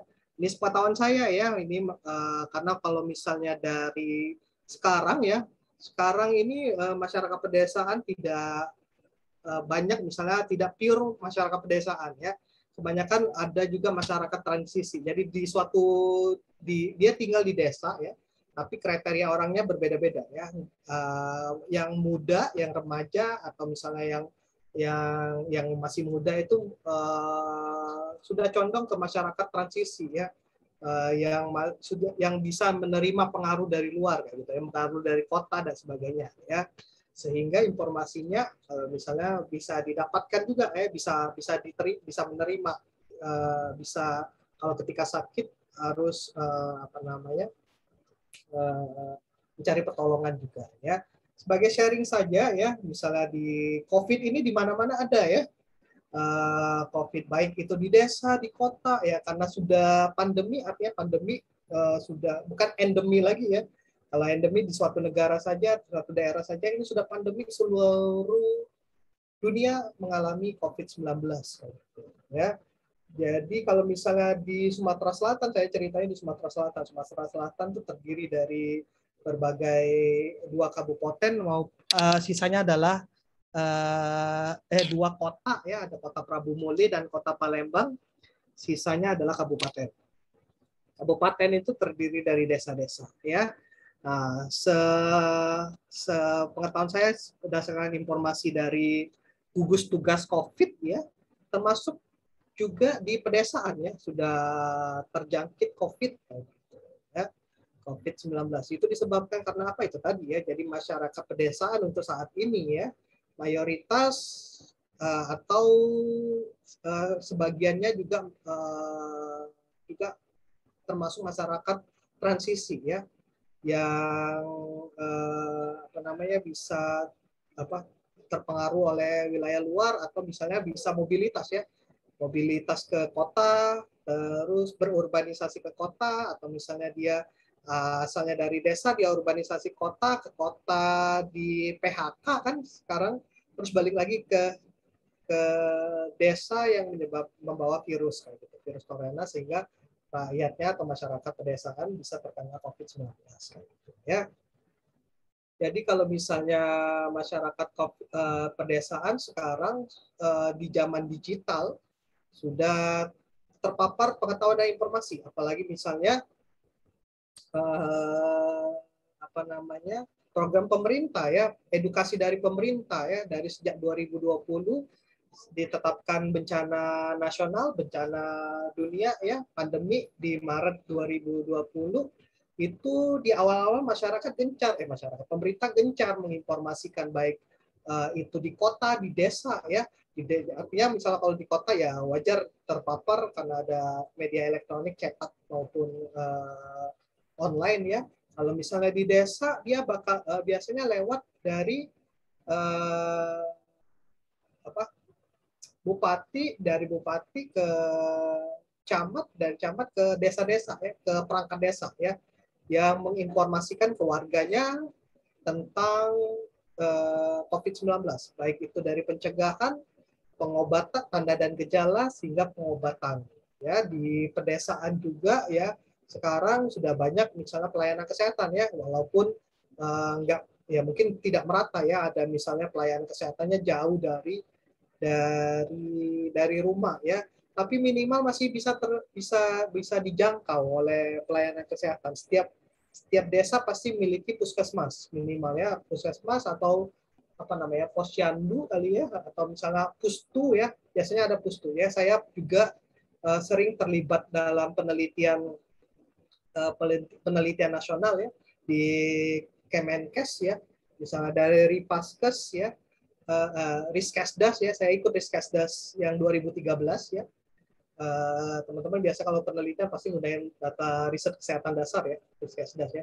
Itu ke daerah-daerah ya, sehingga kalau untuk wilayah puskesmas atau pustu pasti ada di suatu daerah, ada bisa dicapai oleh suatu daerah ya.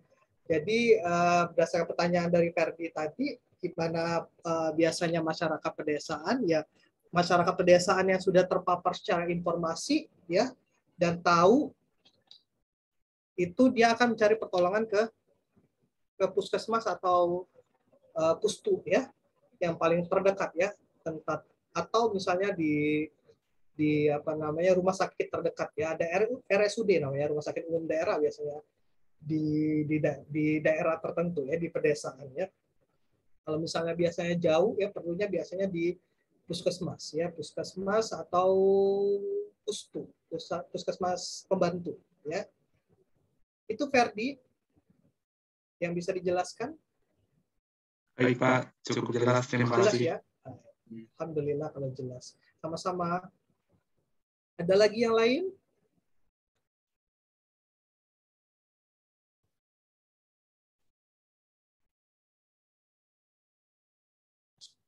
Tidak ada?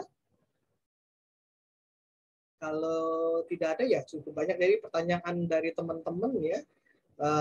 Semoga bisa membuka wawasan teman-teman ya, khususnya tentang antropologi kesehatan dan budaya ya. Hari ini memang banyak teori, karena kalau ngomongin antropologi ya teori ya. Nanti kalau ya mayoritas juga ada pertanyaan tentang kejiwaan juga ya, bagus juga ya. Semoga teman-teman di sini juga sehat secara fisik maupun psikologis ya, karena saya yakin, saya tahu juga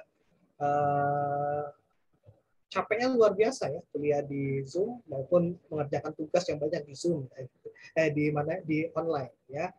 Kita berdoa juga bersama-sama semoga pandemi cepat berlalu ya, dan kita bisa bertemu kembali secara tatap muka ya di kampus ya, ataupun walaupun kalau tidak ada pandemi mungkin nggak bisa ya online kayak gini ya, bisa ketemu dari luar kota ya, tadi ada dari Bandung, ada NTT, dari Jawa Timur ya, terus saya kangen ke Jawa Timur ya, ada dari seluruh apa namanya Indonesia ya. Semoga materinya bermanfaat. Saya akhiri kursus atau perkuliahan pada sore hari ini dengan doa subhanakallahumma bihamdika asyhadu an la ilaha illa anta astaghfiruka wa atubu ilaik. Assalamualaikum warahmatullahi wabarakatuh. Waalaikumsalam warahmatullahi wabarakatuh. Waalaikumsalam. Terima kasih Pak. Terima kasih Pak. Sama-sama. Terima kasih Pak. Jangan lupa kasih, untuk Dokter. absen e-learning ya mungkin ya, berdasarkan Baik, jadwalnya ya. Sama-sama. Terima kasih Pak. Saya izin live ya. Sehat-sehat selalu. Bapak juga sehat selalu Pak. Sama-sama. Ya Pak.